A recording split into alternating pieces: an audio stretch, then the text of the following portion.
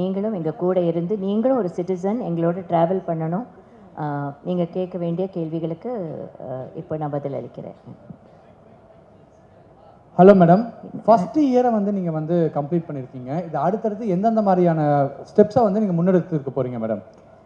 பாரத சேவாவாக ஆரம்பித்தது தான் இன்றைக்கி ஒரு லொக்காலிட்டிலையும் மக்கள் மேடையாக கொண்டு போகிறோம்.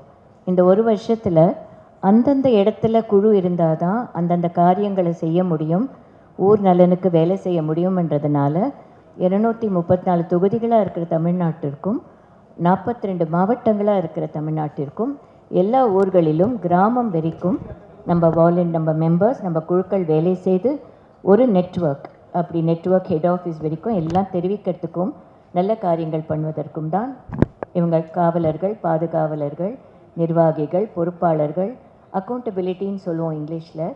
அந்தந்த ஊருக்கு ஒரு அக்கௌண்டபிலிட்டி. நம்மளும் இந்த ஊரில் ஒருத்தர், மக்களோட மக்களாக எனக்கு என்னென்னு நம்ம போகிற காலம் இல்லை இது. இன்றைக்கி நம்மளுக்கு என்ன அப்ளை ஆகுதோ அதே தான் இன்னொருத்தருக்கும் அப்ளை ஆக போகுது.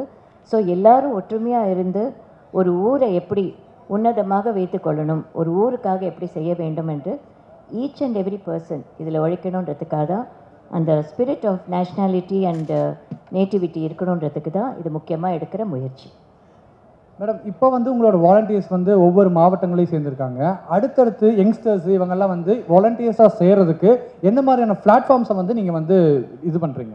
மக்கள் மேடையிலே டிவிஷன்ஸ் இருக்குப்பா. லாயர்ஸ் சேரலாம், ஐஏஎஸ் சேரலாம், ஐபிஎஸ் சேரலாம், teachers, retired head masters, village officers, கார்ப்பரேஷன்லேருந்து ரிட்டையர் ஆனவங்க, முனிசிபாலிட்டிலேருந்து ரிட்டையர்ட் ஸ்டூடெண்ட்ஸ், யாராக இருந்தாலும் அவங்கவுங்களுக்கு சேவை மனப்பான்மை, நம்மளும் நம்ம வாழ்க்கையில் நம்ம ஊருக்காக நம்ம நாட்டுக்காக ஏதோ செய்யணும்னு நினைக்கிற எல்லாருமே அந்தந்த விங்கு கடியில் வந்துடுவாங்க. மக்களோட lawyers wing, students wing, ladies wing எல்லாம் அந்தந்த விங்கு கடியில் வந்துடுவாங்க. நாங்கள் ஒரு அட்ரெஸும் ஒரு இமெயில் ஐடியும் ஒரு காண்டாக்ட் பாயிண்ட்டும் கொடுத்துருக்கோம். எங்கள் வாலண்டியர்ஸும் அந்தந்த ஊரில் இருப்பாங்க, மெம்பர்ஸ் இருப்பாங்க. அவங்கள தொடர்பு கொண்டு இது ஒரு ஸ்தாபனமாக தமிழ்நாடு ஃபுல்லாக கொண்டு போகிறது மெம்பர்ஸோடு இன்னும் அப்போ இந்த நடந்து கொண்டு இருக்கிறது. யாராக இருந்தாலும் எங்களை தொடர்பு கொள்ளலாம்.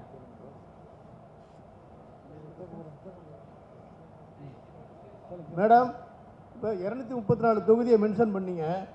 இந்த மக்கள் மேடை வந்து அரசியல் மேடைக்கு பயன்படுத்தப்படுவீங்களா? அரசியல் மேடையில் பிரச்சாரம் பண்ணுவீங்களா?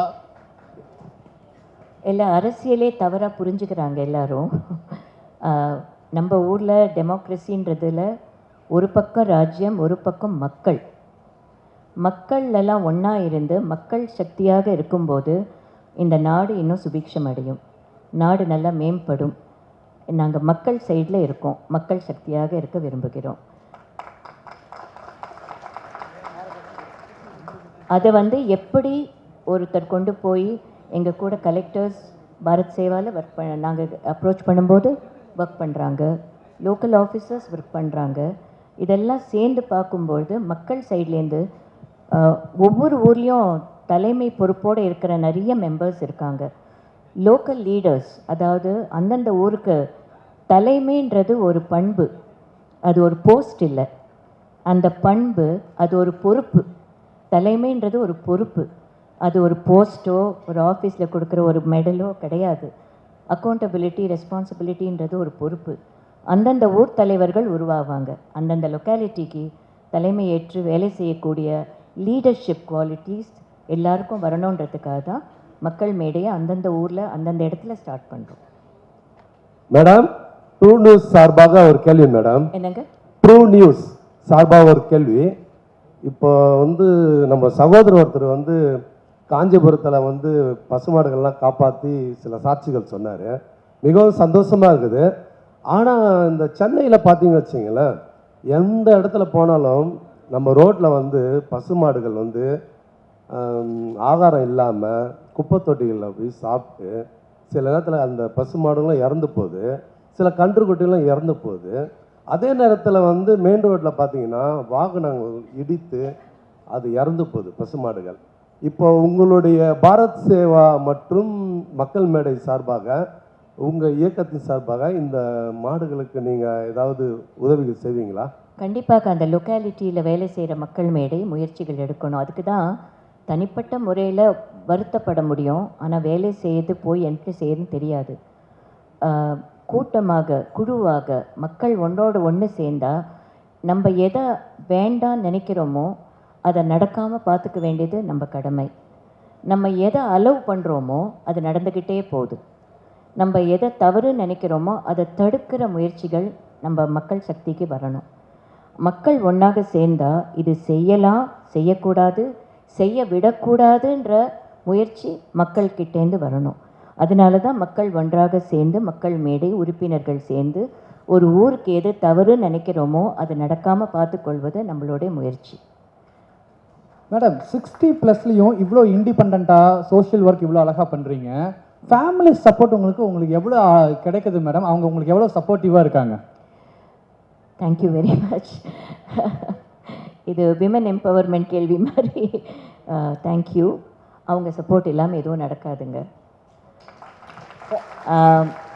இன்றைக்கு நான் முக்கியமாக எல்லாரும் வந்தப்புறம் சொல்லணுன்றதுக்காக வெயிட் பண்ணிகிட்டு இருந்தேன். எங்கள் விவசாயிகள் எல்லாரும் ஒரு வீட்டில் ஒரு கணவருடைய சப்போர்ட் இல்லாமல் ஒரு பெண் எதையுமே எடுத்து செய்ய முடியாது. பிரதர், சிஸ்டர், பிள்ளைகள், கிராண்ட் சில்ட்ரன் இவங்க எல்லாரும் நம்ம வீட்டில் இருக்கும்போது நம்மளுடைய தாட்ஸை கேட்டு நம்ம சொல்கிறத பங்கு கொண்டு அதில் பார்ட்டிசிபேட் பண்ணி அதில் நம்மளுக்கு ஊக்குவம் கொடுக்கறது இல்லாமல் நம்ம யாருமே எந்த இடத்துலையும் வந்து வேலை செய்ய முடியாது. அதற்கு முதல்ல என் கணவருக்கு நான் தலைவணங்கி நன்றி தெரிவிச்சுக்கிறேன். ஆக்சுவலாக என் மனசுக்கு மக்கள் மேடைன்றது நான் அவருக்கு செய்கிற அர்ப்பணிப்பு மாதிரி தான். ஏன்னா ஒவ்வொருத்தரும் நலனோடு இருக்கணும், ஊர் நல்லா இருக்கணும், மக்கள் நல்லா இருக்கணும்னு நினைக்கிற ஒரு மனசு எனக்கு நல்லா தெரியும். என்னோடய முயற்சிகள் எல்லாமே நான் அவருக்கு அர்ப்பணிக்கிறேன். திருமண வாழ்க்கையில் வந்து ரஜினி சார் உங்களுக்கு ரொம்ப சப்போர்ட் பண்ணுறாருன்னு சொன்னீங்க சோஷியல் ஒர்க்குக்கு. 45 ஆண்டு கால திருமண வாழ்க்கை எவ்வளவு அழகா அந்யோன்யமாக இவ்வளவு ஆண்டுகள் கழித்து சந்தோஷமாக இணைந்து வாழ்றீங்க இல்லையா? இப்போ சமீபத்துலலாம் 2 வருஷம் 10 வருஷத்தில் இருக்கிற கப்பிள்ஸ் கூட வந்து டிவோர்ஸ் கேட்குறாங்க. இந்த 45 ஆண்டு கலந்தது ஒரு பெரிய விஷயம். இந்த ஒன்றா இருக்கிறதுக்கான சீக்ரெட் என்ன? அதோடைய தேவை என்ன மேடம்? அது என்னை பொறுத்த வரைக்கும்ப்பா ஒருத்தரோட மனப்பான்மையை பொறுத்திருக்கு. அது மட்டும் இல்லாமல் சூழலை பொறுத்திருக்கு. நம்ம பொதுவாக எதையுமே சொல்ல முடியாது. ஒருத்தரோட வாழ்க்கை வித்தியாசமானது. ஒரு நபர் லைஃப் அப்ரோச் பண்ணுற விதம் வித்தியாசமாக இருக்கும். அவங்கவுங்க இருக்கிற சூழல், அவங்களுக்கு கிடைத்த அனுபவங்கள், அவங்களுக்கு கிடைக்கிற நல்லது கெட்டது எல்லாத்தையும் வச்சு பக்குவமாக கொண்டு போகிறது தான். அது அந்த காலத்தில் இவ்வளோ அழுத்தங்கள் எல்லாம் சமாளிக்கக்கூடிய ஒரு மனப்பான்மை இருந்தது. இருந்தாலும் இன்றைக்கும் எவ்வளவோ பேர் நல்லா வாழ்ந்துட்டுருக்காங்க. நம்ம பாசிட்டிவாக இருக்கிறவங்கள பார்த்து சந்தோஷப்படணும். கஷ்டப்படுறவங்கள பார்த்து அவங்களுக்காக வேண்டிக்கணும். இது வந்து ஒரு 2 மனங்களுக்குள்ளே இருக்கிற ஒரு ஆத்மார்த்த அன்பை பொறுத்திருக்கு. மேடம், இப்போ பசுமாடு பாதுகாக்கப்படணும் அப்படின்னு சொல்லியிருந்தீங்க. மாடுகளில் எல்லா மாடுகளுமே ஒரு இனத்தை சேர்ந்தது தான். பசுமாட்டை விட எருமை மாடு அதிகமாக பால் கொடுக்குது, அடர்த்தி கொடுக்குது, அது இருக்குது. அதே மாதிரி காளை மாடுகளும் இருக்குது. ஏன் குறிப்பாக பசுமாட்டை மட்டும் பாதுகாக்கணும்னு சொல்கிறீங்க? இல்லை, நாங்கள் பசுமாடை மட்டும் சொல்ல, அது ஒன் ஆஃப் த முயற்சி. அருண் இன்னைக்கு வந்திருக்கிறது அவரோட வேலையை ரெப்ரசன்ட் பண்ணி வந்திருக்காரு. நாங்கள் பாரத சேவா கூட சேர்ந்து சங்கல்பம் ஒரு ப்ராஜெக்டையும் லான்ச் பண்ணோம் போன வருஷம். உங்களுக்கு ஞாபகம் இருக்கும். குருமார்கள்லாம் வந்து ஆசீர்வாதம் பண்ணி கொடுத்துட்டு போனாங்க. அதில் கோஷாலைகள் அப்படின்னு ஒரு கேட்டகரி இருக்குது, வேத பாடசாலைகள்னு ஒரு கேட்டகரி இருக்குது, பராமரிப்புகள், கோயில் பராமரிப்புகள் எல்லாமே அதில் வரும். அந்த புரோகிதர்கள் எல்லாமே வரும். அந்த கோஷாலைகளை எடுக்கும்போது எரும மாடு, பசுமாடு எல்லாம் சேர்ந்து தான் வரும். அதில் கோன்றது வந்து சர்வ தேவதா ஸ்வரூபம்ன்றது அந்த தர்மத்துக்கு உகந்தான் இருக்கிறதுனால பசுமாடை பற்றி பேசினாங்க. அதனால வந்து எரும மாடு நம்மளுக்கு சிவன், நம்ம எல்லா பகவானையும் வேண்டிக்கிறதுல 2 மாடுகளுக்கும் சமமாக தான் இருக்குது. அது கண்டிப்பாக பாகுபாடு, மனிதர்களுக்குள்ளே இருக்கிற பாகுபாடு மாதிரி கேட்டிலுக்கு இருக்காது, கண்டிப்பாக இருக்காது.